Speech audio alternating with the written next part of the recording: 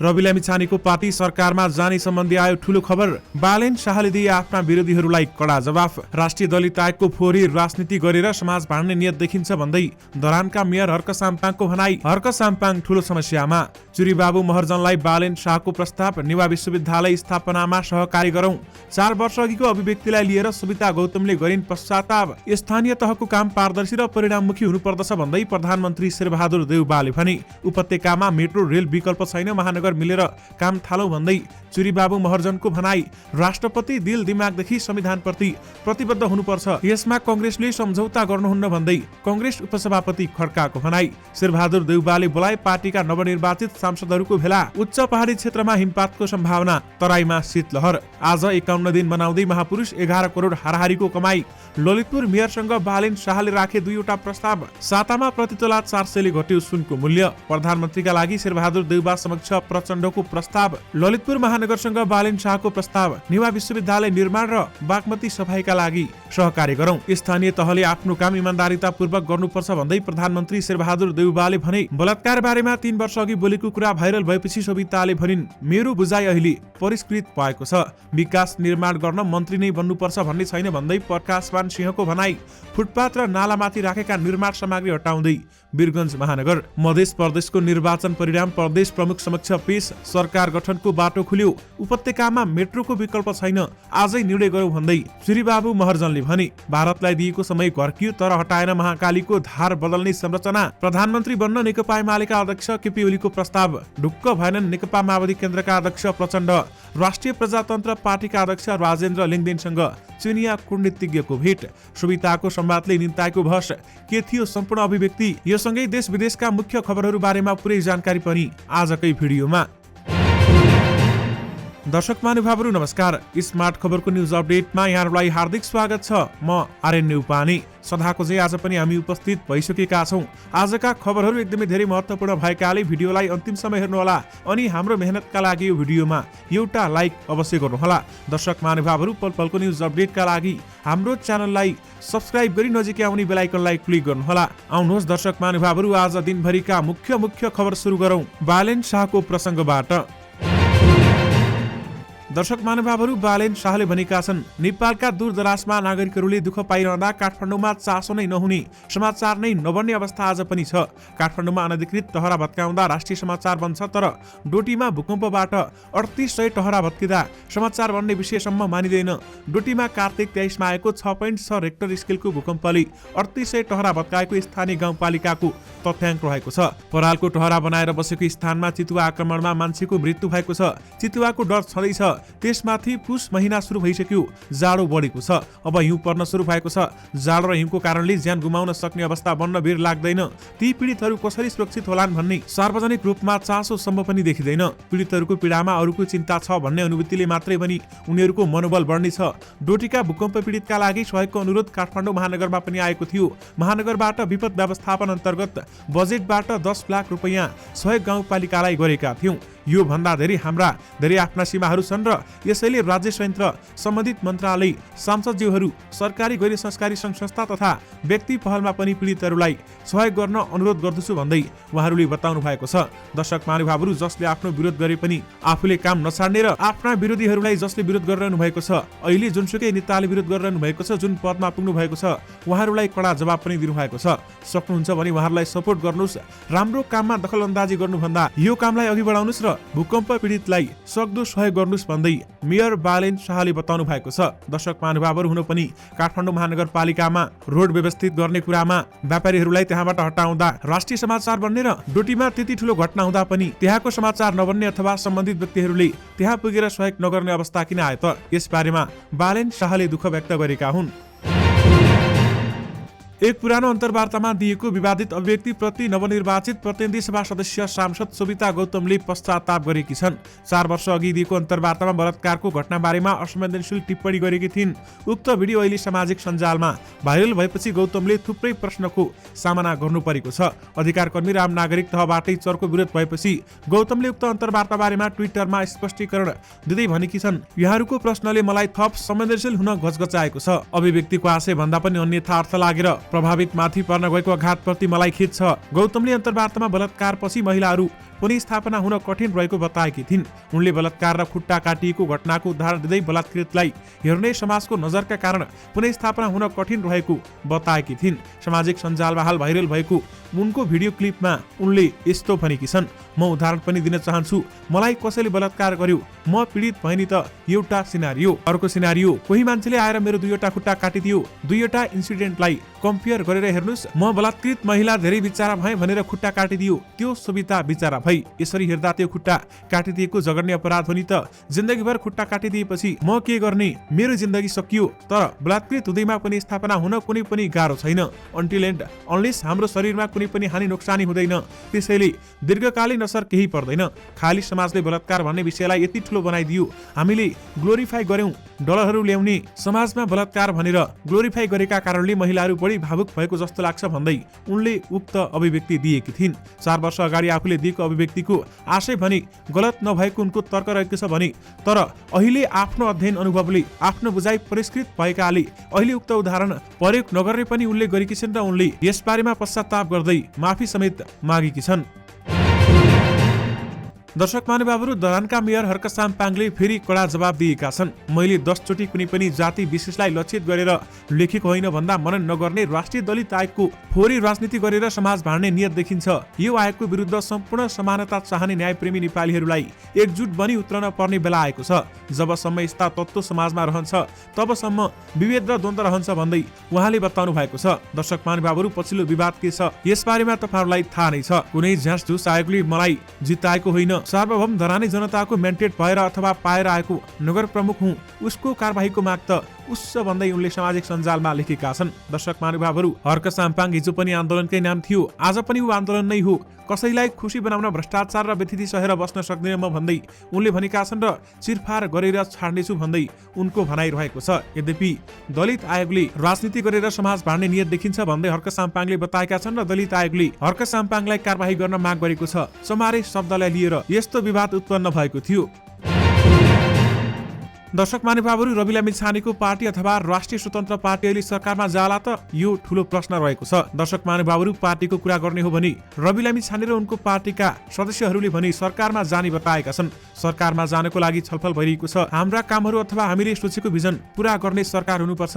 पहिले नै यसको प्रतिबद्धता गर्नुपर्छ, त्यसपछि हामी सरकारमा जान्छौँ भन्दै राष्ट्रिय स्वतन्त्र पार्टीले भनेको छ। रवि लामिछानेले पनि भनेका छन्, अहिले विभिन्न व्यक्तिहरूसँग अथवा नेताहरूसँग कुराकानी भइरहेको छ, छलफलहरू भेटघाटहरू भइरहेका छन् र उक्त भेटघाटलाई केही अर्थपूर्ण मानिएका छन् र केही भेटघाटहरू भेटघाटमै सीमित पनि भएका छन्। यद्यपि राष्ट्रिय स्वतन्त्र पार्टी सरकारमा जानुपर्छ भन्ने जनताको पनि माग छ भने जनताको आधारमा रहेर रवि लामिछाने सरकारमा जान सक्ने सम्भावना पनि देखिएको छ। किनभने नयाँ सरकार बनाउनको लागि जुनसुकै दललाई पनि बहुमत चाहिन्छ। बहुमत पुर्याउनका लागि भए पनि रवि लामिछाने सरकारमा जान सक्छन् र यद्यपि आफ्ना माग अथवा आफूले बनाएको भिजन पूरा गर्ने सरकारको प्रतिबद्धता भए सरकारमा जान सक्ने पहिले नै रवि लामिछानेले बताइसकेका छन्। यद्यपि अहिले भेटघाट भइरहेको छ। यस सम्बन्धी रवि लामिछानेले आधिकारिक जानकारी भने दिइसकेका छैनन्। यद्यपि थप अपडेट आए बित्तिकै तपाईँहरूमा पक्कै पनि लिएर आउने नै छौँ। माओवादी केन्द्रका अध्यक्ष पुष्पकमल दाहाल प्रचण्डले प्रधानमन्त्री शेरबहादुर देउबा समक्ष गठबन्धनका तर्फबाट आफूलाई प्रधानमन्त्री बनाउन प्रस्ताव गरेका छन्। आज प्रधानमन्त्री निवास बालुवाटारमा भएको भेटघाटमा अध्यक्ष प्रचण्डले सो प्रस्ताव राखेका हुन्। अध्यक्ष प्रचण्डले गठबन्धनकै सहयोगमा प्रधानमन्त्री भएर निर्वाचन सम्पन्न गरिएको र गठबन्धन नेतृत्वको सरकारको कार्यकाल सफल रहेको भन्दै अब बन्ने नयाँ सरकारको नेतृत्वका लागि सहयोग गर्न आग्रह गरेको बताइएको छ। प्रचण्डको निजी सचिवालय स्रोतका अनुसार अध्यक्ष प्रचण्डले प्रधानमन्त्रीमा यसरी सहयोग गर्न देउबा समक्ष औपचारिक रूपमा भनेको यो पहिलो पटक हो र उनले आफूलाई प्रधानमन्त्री बनाउनु पर्छ भन्दै बताएका छन्। यसको जवाबमा प्रधानमन्त्री शेरबहादुर देउबाले गठबन्धनमा यो विषय छलफल गर्ने भनी जवाब दिएको स्रोतले जनाएको छ भने गठबन्धनमा जे जति सहमति हुन्छ त्यो अनुसार अगाडि बढ्न आफू तयार रहेको धारणा प्रधानमन्त्री शेरबहादुर देउबाले राख्नु भएको छ। प्रधानमन्त्री शेरबहादुर देउबाले पनि आगामी सरकारको नेतृत्व आफूले नै गर्नुपर्ने भन्दै संकेत गर्दै आइरहेका छन्। भारतीय पक्षले दार्चुला स्थित महाकाली नदी नेपालतर्फ धकेल्ने गरेर निर्माण गरेको बाँध हटाउन दिएको 10 दिनको समयावधि घर्किएको छ। तर भारतीय पक्षले अझैसम्म महाकाली नगरपालिका 4 रिङ्गेताल क्षेत्रमा तटबन्ध निर्माण गर्दा बनेको बाँध हटाएको छैन। भारतले अझैसम्म बाँध नहटाएर महाकालीको पानी बीचमा बगाउने कुनै काम पनि गरेको छैन। गर्छौं भनेर मात्रै भनेका छन् र स्थानीय अमन बोहराले भने महाकाली बीचमा नबग्दासम्ममा हामी काम गर्न दिँदैनौं। उनका अनुसार भारतीय पक्षले महाकालीमा तटबन्ध निर्माण गर्दा रिङ्गेताल क्षेत्रमा थुप्रो लागेर बनेको बाँधले नदीको धार नेपालतिर फर्किएको छ भन्दै बताइएको छ। यद्यपि अहिलेसम्म भारतले धार बदल्ने संरचना भने हटाएको छैन। केही साता यता नेकपा एमालेका उच्च तहका नेताहरूको नयाँ गठबन्धन सरकार बनाउने उद्देश्यले नेकपा माओवादी केन्द्रका अध्यक्ष पुष्पकमल दाहाल प्रचण्डसँग निरन्तर संवाद गरिरहेका छन्। प्रचण्डलाई भेट्ने कतिपय एमाले नेता मिलेर जाने प्रस्ताव गरेका छन्।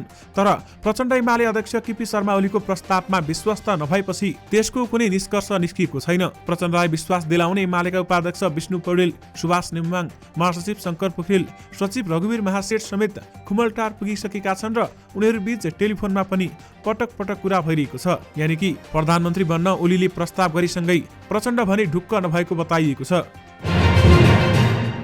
काठमाडौँ महानगरपालिकाका मेयर बालेन शाहले निवास सभ्यता सम्बन्धी विश्वविद्यालय स्थापना र बागमती नदीको सफाईका लागि सहकार्य गर्न ललितपुर महानगरपालिकासँग प्रस्ताव गरेका छन्। यी दुवै काम काठमाडौँ महानगरपालिका र ललितपुर महानगरपालिका एक्लै गर्न नसक्ने भएकाले यसमा दुवै महानगरपालिकाको सहकार्य अनिवार्य रहेको उनको तर्क रहेको छ। मेयर शाहले निवास सभ्यता सम्बन्धी विश्वविद्यालय र बागमती सफाईको काममा मात्रै दुवै महानगरपालिकाले सहकार्य गरेर गए त्यो काठमाडौँ उपत्यकाको विकासको लागि नै राम्रो सन्देश हुने स्पष्ट पारेका छन् र उनले हाम्रो सांस्कृतिक कला सभ्यता र नयाँ पुस्तालाई हस्तान्तरण गर्न र यसलाई अन्तर्राष्ट्रियकरण गर्न पनि निवास सम्बन्धी विश्वविद्यालयको महत्त्वपूर्ण भूमिका निर्वाह गर्ने उल्लेख गर्दै जग्गाको आवश्यक व्यवस्था भने ललितपुर महानगरपालिकालाई मिलाउन सहज हुने धारणा समेत राखेका छन्। दर्शक महानुभावहरू, मेयर शाहले भने काठमाडौँ महानगरपालिका र ललितपुर महानगरपालिका आफैमा एउटा एकदमै नजिकको मित्र छिमेकी दाजुभाइ जसरी बस्दै आएको भएकाले हामीले सहकार्य गर्नुपर्ने धेरै कुराहरू छन् भन्दै उहाँले चिरीबाबु महर्जन मार्फत आफ्नो कुरा राख्नु भएको छ। ललितपुर महानगरपालिकाका मेयर अहिले चिरीबाबु महर्जन रहेका छन् र सहकार्य गर्ने कुरा पनि भएको छ। ललितपुर महानगरपालिकाका प्रमुख चिरीबाबु महर्जनले काठमाडौँ उपत्यकामा अब मेट्रो रेलको विकल्प नरहेको बताएका छन्। आज ललितपुर महानगरपालिकाको 104औं स्थापना दिवसका अवसरमा उनले मेट्रो रेल धेरै महँगो छ भनेर पछि हट्न नहुने धारणा पनि राखेका छन्। अब मोटरसाइकलको बिक्री बढाएर उपत्यकामा ट्राफिक जाम बढाउनु भन्दा मेट्रो रेल सञ्चालनका लागि आवश्यक तयारी थाल्नुपर्ने उनको भनाइरहेको छ। काठमाडौँ उपत्यकामा अब मेट्रो रेलको विकल्प छँदै छैन। आज निर्माण गरिसक्यौं भने अर्को 10 देखि 15 वर्षसम्ममा त्यो सकिन्छ। मेट्रो ज्यादै महँगो छ रे भन्ने सुने गरेको छु। सस्तो के छ त? अबको 15 वर्षपछि काठमाडौँ उपत्यका भित्रको जनसङ्ख्या 60 लाख पुग्छ। यसको विकल्प के त? यही मोटरसाइकल ल्याउने मेयर महर्जनले भने। मेट्रो रेलको विकल्प मोटरसाइकल किमार्थ हुन नसक्ने दावी गर्दै उनले महँगो भयो भनेर मेट्रोको योजना नबनाउनु उचित नहुने पनि बताएका छन्। यानि कि उपत्यकामा मेट्रो रेलको विकल्प छैन, महानगर मिलेर काम थालौं भन्दै चिरीबाबु महर्जनले बालेन शाह समक्ष प्रस्ताव राखेका छन्। यानि कि दुवै मिलेर रसातमा सरकारको भर नपरी आफैले काम गर्नुपर्ने चिरीबाबु महर्जनले बताएका छन्। वीरगञ्ज महानगरपालिकाले नगरका विभिन्न स्थानका फुटपाथ र नालामाथि राखेका निर्माण सामग्री हटाउने कामलाई तीव्रता दिएको छ। सडक छेउ फुटपाथ र नालामाथि जथाभावी निर्माण सामग्री तथा ठेला राखेर व्यवसाय गर्दा पैदल हिँड्न र सवारी दुर्घटना समेत हुन सक्ने देखिएकाले महानगरले त्यसलाई हटाउन थालेको छ। महानगरले आज वडा नम्बर 4 वीरता क्षेत्रमा जथाभावी राखेका निर्माण सामग्री हटाउनुका साथै लामो समयदेखि सडक छेउमा बेवारिसी अवस्थामा पार्किङ गरेर राखिएको एउटा एम्बुलेन्स पनि हटाएको छ र वीरगञ्ज महानगरपालिका अब एक्सनमा उत्रिन थालेको छ। प्रतिनिधि सभा निर्वाचनमा कंग्रेसबाट निर्वाचित सांसदहरूलाई प्रधानमन्त्री एवं कंग्रेस सभापति शेरबहादुर देउवाले आज बालुवाटारमा चियापान कार्यक्रम आयोजना गरेका छन्। नवनिर्वाचित सांसदहरूलाई सभापति शेरबहादुर देउवाले बधाई तथा शुभकामना दिन चियापान कार्यक्रम आयोजना गरिएको स्रोतको भनाइ छ भने तर कतिपय सांसदले भने संसदीय दलको नेताको रूपमा आफूलाई अघि सार्ने तयारीका रूपमा चियापान कार्यक्रममा बोलाएको हुन सक्ने अनुमान पनि गरेका छन्। गत मङ्सिर 4 गते सम्पन्न प्रतिनिधि सभा र प्रदेश सभाको निर्वाचनमा कंग्रेसले प्रतिनिधि सभाको प्रत्यक्षतर्फ 57 र समानुपातिकतर्फ 32 गरी कुल 79 सिट जितेर संघीय सांसदको सबैभन्दा ठूलो दल भने बनेको छ। देशको पहाडी भूभागमा आंशिकदेखि सामान्य बदली केही स्थानमा हल्का वर्षा र हिमपातको सम्भावना रहेको छ। जल तथा मौसम विज्ञान विभागका अनुसार प्रदेश नम्बर 1 बागमती र गण्डकी प्रदेशका पहाडी भूभागमा आंशिक बदली रही, प्रदेश 1 बागमती प्रदेश र गण्डकी प्रदेशकै पहाडी भूभागको 1-2 स्थानमा हल्का वर्षा तथा सोही प्रदेशको उच्च पहाडी भूभागको 1-2 स्थानमा हल्का हिमपातको सम्भावना समेत छ। बाँकी भूभागमा मौसम सामान्यतया सफा रहने विभागले जनाएको छ। बिहान पख भने तराईका केही भूभागमा हुस्सु कुहिरो सहित शीतलहर चल्ने तथा देशका अधिकांश भूभागमा तापक्रम क्रमिक रूपमा बढ्दै जाने सम्भावना रहेको हुनाले चिसोबाट बच्न आवश्यक सावधानी अपनाउन सबैमा अनुरोध गरेको छ। नेपाल स्थित कार्यवाहक चुनिया राजदूत वाङ सिनले राष्ट्रिय प्रजातन्त्र पार्टी राप्रपाका अध्यक्ष राजेन्द्र लिङदेनसँग भेटवार्ता गरेका छन्। पार्टी केन्द्रीय कार्यालय दुम्बाराईमा भएको भेटमा वाङले राप्रपाको चुनावी सफलताका लागि बधाई र शुभकामना पनि दिए। उनले अबका दिनमा राप्रपा कसरी अगाडि बढ्छ भन्ने चासो राखेको स्रोतले जनाएको छ। घुमाउरो हिसाबले वाङले नयाँ सरकारमा राप्रपाको सहभागिता हुने वा नहुने बारेमा चासो राखेका थिए। राप्रपाले हालै सम्पन्न चुनावमा प्रत्यक्ष र समानुपातिक गरी 14 सिट जितेर प्रतिनिधि सभामा 5औं शक्ति बनेको छ। राप्रपाले सरकारमा जाने वा नजाने विषयमा स्पष्ट बताएको छैन। राप्रपाका प्रवक्ता मोहन श्रेष्ठले चुनिया कूटनीतिज्ञ र अध्यक्ष लिङदेन बीच शिष्टाचार भेट भएको बताएका छन्। दर्शक महानुभावहरू, राष्ट्रिय प्रजातन्त्र पार्टीले सरकारमा जाने वा नजाने यसबारेमा धारणा भने बनाइसकेको छैन। यद्यपि केही नेताहरूले भने सरकारमा नजाने भन्दै बताउँदै आएका छन्।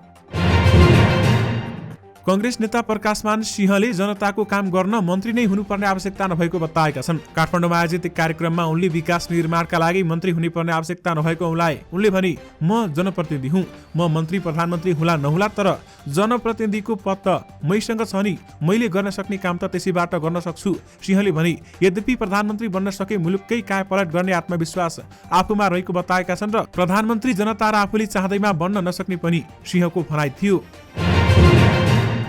नेपाली कांग्रेसका उपसभापति पूर्णबहादुर खड्काले राष्ट्रपतिका विषयमा पार्टीले कसैसँग सम्झौता नगर्ने बताएका छन्। सामाजिक सञ्जाल ट्विटरमा उनले लेखेका छन्, जनता र संविधानप्रति दिल दिमागदेखि पूर्ण प्रतिबद्ध भएको व्यक्ति राख्नुपर्ने बन्नुपर्ने भन्दै यो कुरामा कांग्रेसले कसैसँग सम्झौता गर्न नसक्ने बताए। दलहरूले दलीय आबद्धता भन्दा बाहिरका व्यक्तिलाई विभिन्न शक्ति केन्द्रको स्वार्थमा राष्ट्रपति बनाउन खोजेको भन्दै केही दियन्ता सार्वजनिक रूपमा विरोध र आलोचना समेत भइरहेको छ। त्यसै सन्दर्भमा आज बिहान खड्काले ट्विटरमा लेखेका छन्, राष्ट्रपतिको बन्ने भन्ने चर्चाले गम्भीर बनायो। मेरो प्रष्ट धारणा छ, राष्ट्रपति देश जनता र संविधान सभाले बनाएको संविधानप्रति दिल दिमागदेखि पूर्ण रूपमा प्रतिबद्ध भएको व्यक्ति हुनुपर्छ भन्दै उहाँले बताउनु भएको छ र यसमा कांग्रेसले कुनै पनि सम्झौता नगर्ने बताएका छन्। प्रधानमन्त्री शेरबहादुर देउवाले स्थानीय तहको काम कारबाही जनमुखी, पारदर्शी र नागरिक प्रति जवाबदेही हुनुपर्ने बताएका छन्।